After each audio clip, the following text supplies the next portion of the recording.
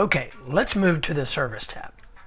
This is where you're going to input each repair you are performing on your RO.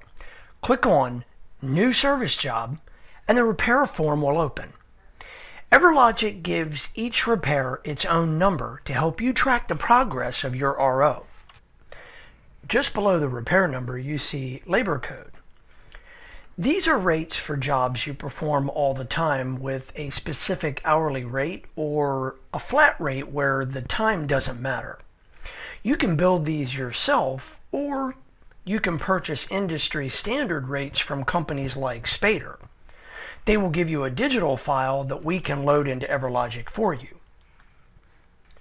Next we have company and claim number. These are used when you are performing a warranty or insurance repair for a customer, and you will need to bill the company and not the customer for the repairs. Job status is similar to the RO status that we spoke about earlier. It allows you to track the progress of the individual repair jobs on your RO. This is beneficial if you have an RO open with multiple jobs and multiple technicians, so you can get a good picture of where you are in the completion process of the repair order.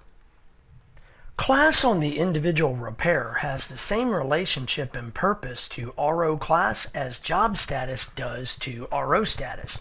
It allows you to class track each repair on the RO separately. The problem line is used for inputting what the customer states is wrong with his or her vehicle.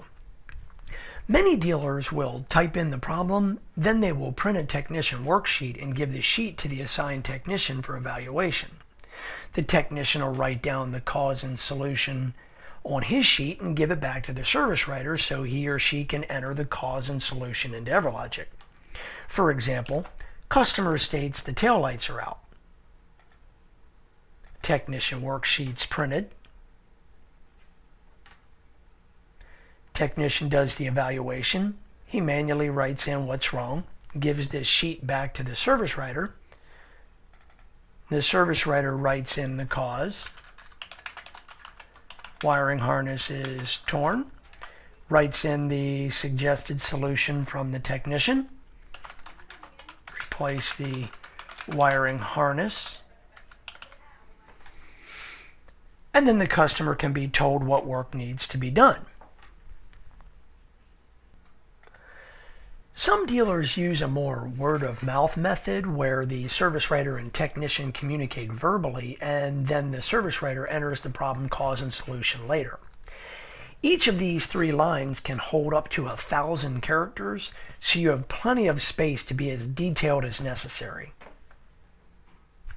In order to assign a technician, click on the technician icon and a Select Technician box will appear. Click on the drop-down and select your technician from the list. You can assign multiple technicians if necessary. Simply click on the technician icon again and repeat the process.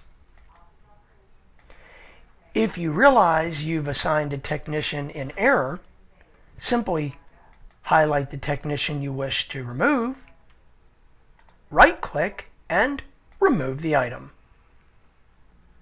The actual pay and billable hours are recorded here.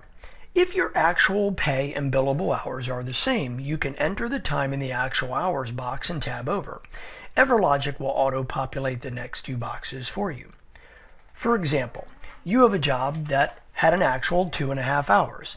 Tab over and pay and bill are filled for you. If they are not the same, you will need to enter them manually. For example, you're a shop that charges only by the hour, so a 2.5 hour job is a bill to the customer at 3 hours. Your billable hours are the only hours that appear on the customer's copy of the repair order. The billable hours multiply by the rate to get your labor total for the repair.